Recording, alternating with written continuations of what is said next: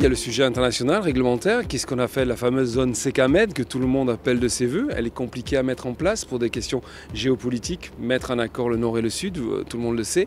Pour autant, une fois effectivement on est déjà en 0,5, et c'est vrai que le nord de la France est en 0,1, mais par exemple pour ce qui concerne les paquebots à Marseille, depuis 2019 on a signé une charte lors d'un Blue Summit, une charte qu'on a appelée d'ailleurs charte bleue, qui impose aux armateurs signataires, et ils le sont tous aujourd'hui, de naviguer à partir de la prise du pilote avec du 0,1. Alors à quai c'était déjà le cas, mais aussi en manœuvre, ce qui est assez important puisqu'on a quand même des puissances en fonction du vent, de ce qu'on doit faire, qui sont assez importantes. Il y a le fait qu'on a passé un pacte avec notre armateur qui est la Corsica Ferry de passer au 0,1% de gaz, enfin de soufre pour comment dirais-je, pour l'entrée et la sortie du port. Donc on est au 0,1 quand le bateau est dans le port.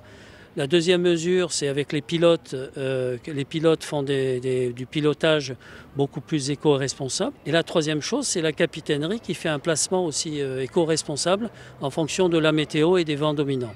Donc il y a vraiment un ensemble, c'est vraiment un travail collectif, capitainerie, pilotage, CCI, gestion et exploitation du port et autorité portuaire nous-mêmes.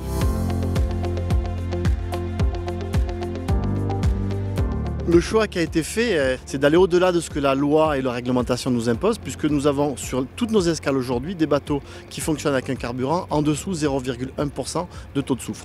Donc c'est une démarche volontariste. Corsica Ferry fait le pari de payer un carburant plus cher pour moins polluer. Dans ce cadre-là, la métropole et la chambre de commerce, qui sont respectivement autorités portuaires et exploitantes du port, accordent des tarifs incitatifs pour que l'impact financier du recours à ce carburant plus cher soit pris en fait en charge à moitié par l'armateur et à moitié par les autorités portuaires.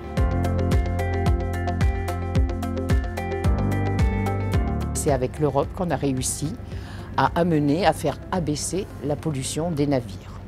Donc pollution des navires qui depuis le 1er janvier 2020 se trouve être à 0,5 quand ils sont au large, 0,5 en teneur soufre, en pourcentage soufre du carburant. Donc 0,5 au large, 0,5 à quai s'il reste moins de 2 heures et du 0,1 lorsqu'ils sont à quai davantage. C'est vrai que ça a permis d'améliorer les choses puisqu'avant c'était du 3,5. C'était, voilà, on ne respectait rien du tout. Moi, mon rôle aujourd'hui, maintenant que tout le monde est convaincu, c'est que ça aille le plus vite possible. Et que le rythme des armateurs ne nous soit pas imposé. C'est à nous d'imposer le rythme, le tempo. Et c'est pour ça que la zone ECA va se mettre en place en 2022. C'est pour ça qu'on pousse pour que sur la zone portuaire marseillaise, il y ait des engagements des armateurs, et ils ont pris des engagements avec la charte bleue, pour qu'on passe vers du plus vert avant même qu'il y ait des contraintes, je dirais, réglementaires. Donc moi aujourd'hui, mon rôle, tel que je le vois, c'est faire en sorte que le rythme soit accéléré, qu'on aille plus vite, tout en sachant qu'aujourd'hui, les armateurs sont convaincus du fait qu'il faut aller vers du plus vert. La zone ECA est un vrai sujet aujourd'hui. Je dis 2022 parce que c'est l'échéance en tout cas que nous on s'est donné Français, parce que c'est les Français qui portent ce sujet-là au sein de l'OMI, ça il faut en être conscient. Mais je suis quand même optimiste parce que, y compris les populations du nord de la Méditerranée, ou que ce soit de Grèce, aujourd'hui sont convaincus du fait qu'il faut aller vers plus écologique. Si vous regardez ce qui se passe à Venise par exemple, il y a une limitation du nombre de navires de croisière. Pourquoi? Parce qu'il y a eu des incidents, mais aussi parce qu'il y a des questions de pollution.